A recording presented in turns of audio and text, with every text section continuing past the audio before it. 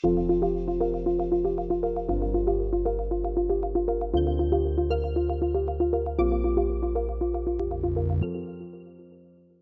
and welcome to the talk series on Guiding Lights by Zaggle. I'm Payal Gandhi Hoon, your host, bringing you up close for riveting conversations with some of the brightest HR leaders. I have someone with me who is an enterprising and a passionate leader who believes in excellence being a better teacher than mediocrity. He has an influential voice on the future of work, and he has spearheaded employee engagement, talent management, stakeholder engagement, internal communication, compliance, health and safety environment in various organizations. He has served on the board of NHRD as a national treasurer, as well as president of Delhi and NCR. As a chairperson for Young Minds Council, he incepted Ram Sharan Awards for Young HR Icons, a platform to celebrate bright HR talent from top business schools and corporates. In 2005, CNBC conferred him with the Young Turk, an award for young achievers who were helping shape and transform businesses. On that note, I'd like to welcome Nishchae Suri, President, Asia Pacific, Middle East and Africa at Edcast, to be the guiding light today. Welcome, Nishchae. Thank you very much, Payal. So Nishchae, I'm going to roll on with my first question, and no prizes for guessing. We'd like to know, what is your formula to being such a successful leader? Well, Payal, it's been a wonderful 25 years, and I'm very grateful to my mentors, to my team members, to my teachers, to my peers who worked with me through this very exciting journey. Lessons that I learned along the way. One, that excellence is a better teacher than mediocrity. To me, that is very integral to who I am as an individual. Along the way, I think the question that I've always asked myself is, how do others experience themselves in my presence? So it's really about knowing your strengths, playing to them, working as a collective, being goal-driven. So it's important to know what your goals are. I have a strong result orientation.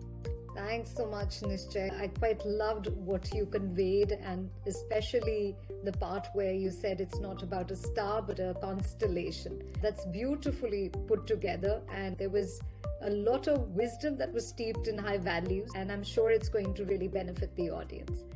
So I'm going to roll on to the second question, Nishchae, and that's really to do with the trajectory of your career, because like you mentioned, you've spent 25 years in the industry, and in addition to holding strategic roles in consulting business in India and Asia Pacific region, you've also looked at strategy and transformation, leadership and talent management, learning and development and rewards, whilst you worked with clients over 25 countries.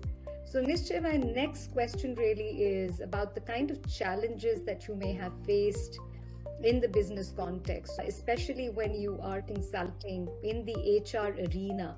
And how did you enable those businesses to transform, or that challenge to transform and impact the business? So over to you, Nishchae. To begin with, I think it meant upskilling myself.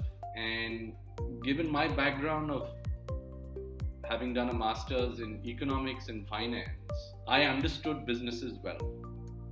And to me, I think that served advantage in working with HR professionals that at that stage did not pay as much attention to business needs, goals, KPIs. And I had the good fortune of not only working across industries, but across countries as well. So solving that meant, to begin with, I needed to read about industries, and I dealt a lot with business leaders. So I took that as an opportunity of learning from them, understanding what transformation each industry was going through or what regulations governed those specific industries, and trying to connect the dots between talent requirements and a stage of business that they are in in terms of its life cycle, and we had this model IBRTP, improving business results through people. So it really did mean that you must understand the business, understand the implications on HR, talent, the entire spectrum. Through this journey, while we do look at external challenges that I may have addressed, I think my best friend and biggest enemy is myself. And at a young age, at the age of 27, I started leading a business. Being a young leader also has a price that you need to pay.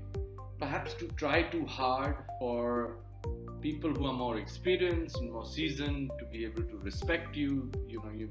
There's a thin line between demanding and commanding respect, but that shouldn't take away from who you are as a person who believes that nurturing and developing talent is at the heart of what work means for this individual, which is me, right?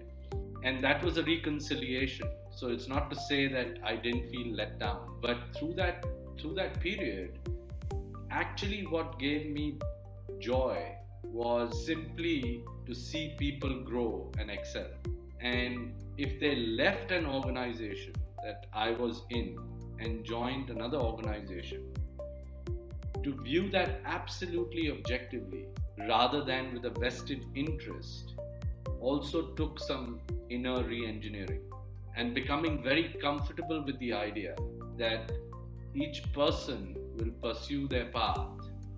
Very interesting, Nishchae. I love the perspective. You pick and choose your battles, and you're really looking at having a vision or a foresight and not really indulging and getting dirty in every battle there. But I like the part where you're mentioning it's really been a journey for you to start out that young and then learning your lessons and now sharing that out with the audience. And I'm sure, once again, I'm saying that they have much to take from that. So I'm going to move on to some bit of HR trends now, because HR obviously has become the flag bearer for forecasting talent, hiring, creating an ecosystem of learning experience to manage any skill gaps and also to ensure business continuity. And I think the pandemic has also changed the needle onto HR. We've been talking more than ever about HR, not just getting a seat at the table, but now owning the voice. So Nishchae, I'd like to know, what are your views on HR taking the lead in organizations now? Well, they should have taken the lead right from inception. And I guess, again, goes back to the point that I was making, that were we qualified enough, were we competent enough, were we bold enough, were we contributing enough visibly? The environment creates opportunities for you. And the pandemic was one such opportunity where we saw the future of work unravel. And work was transformed, the workforce was transformed, the workplace was transformed. And the pandemic really is an accelerator that helped the future of work arrive. The couple of trends that I see that have, or mega trends or shifts that have come together and make it so interesting. The creator economy, the platform economy, the digital economy, the skills economy. Individually, they are such interesting subjects, but when you actually look at them as a unifying force, it becomes so much more interesting and provides so many more opportunities, right? The creator economy is one where it provides an opportunity to pursue work without having employment. In different ways, it is a subset of the gig economy. But in India alone, I think 50 million people are either social bloggers or influencers on YouTube, on TikTok, on all these platforms. Content creation, essentially, and what has enabled it is obviously technology. So technology has played a big part in the creator economy. But equally so, the explosion of technology and the advancement of technology has also created a skill deficiency and a huge skill gap that is evident. And and digital skills to begin with, whether it's AI or robotics or machine learning or cybersecurity. I mean, the list is ever growing. The urgency is there, the divide is growing. The question really is, how do we bridge that skill gap urgently to ensure that businesses can sustain and survive and excel? So, be it from a skills standpoint, be it from a digital transformation standpoint, be it from a creator economy standpoint, these are some mega trends that have impacted every facet of our life. Right. So it's about raising your state of consciousness, not taking the burden all by yourself. And what I hear from you, Nishchae, is really working as an ecosystem, because there are new work challenges. So I'm going to move on to something in terms of employee experience, because that's trending as much. If you look at Gallup's meta-analysis, the business or work units that scored the highest on employee engagement have actually showed 21% higher levels of profitability than units in the lowest quartile. So companies with highly engaged workforce have also scored 17% higher productivity. So clearly employee engagement is a priority for organizations. So Nishchae, it'll be interesting to know, what are your views on rewards and recognitions, employee benefits in managing employee experience, and also maybe if there are any best practices that you'd like to share over the course of your career or at Edcast that you are playing out as well. Yeah, the correlation between engagement and productivity is an old one. So there's nothing new in that. We always knew that people who were engaged were more productive, and there were all kinds of metrics. In fact, we worked on employee engagement as a phenomena for the longest period. I think what's new in employee engagement to begin with is, of course, the millennials, the gig workforce, the pandemic. So those are all new introductions into the conventional way of, okay, let's give them good comp, the manager has to be good, it's a good working environment, what about leadership, do you understand the strategy, what do you think of the employer value proposition? I've probably done a few PhDs on the subject, okay? And then from one to many, it became one to one, where the batch size is actually one. So there was a recognition at some stage that ultimately these programmatic interventions of engaging employees also have a limited utility. And that's where the personalization element came in. That actually, do you understand an individual for who they are, their uniqueness, their fears, goals, motivations? And are you able to treat that individual not as a batch within a factory, but as an individual in their own right?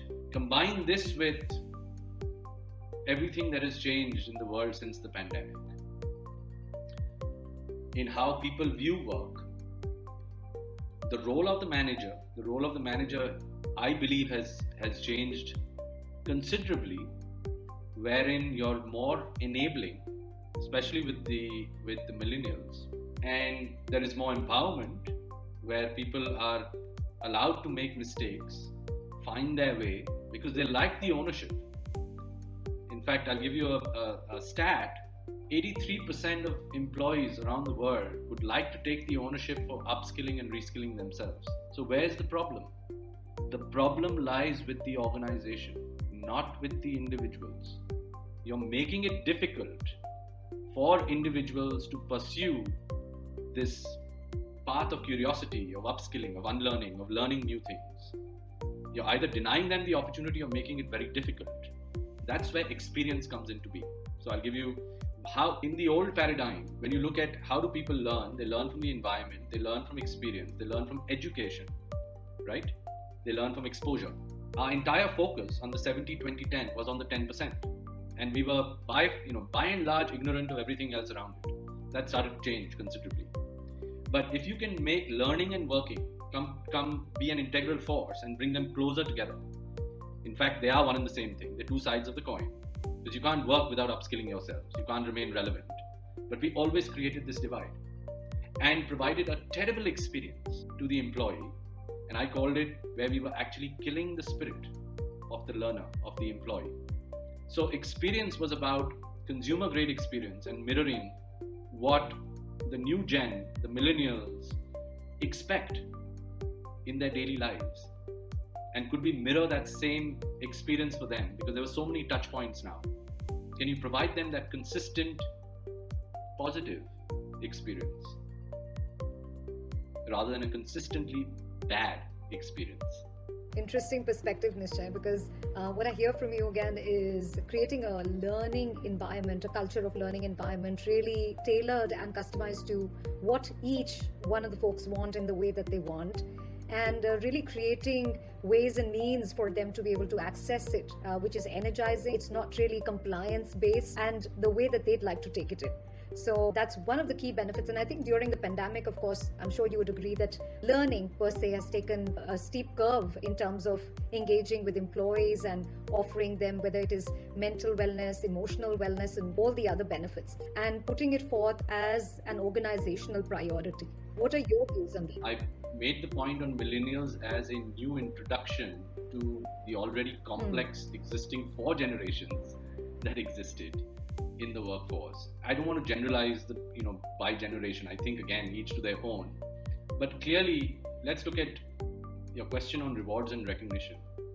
They care less about money and care more about career advancement and challenging work and learning and development.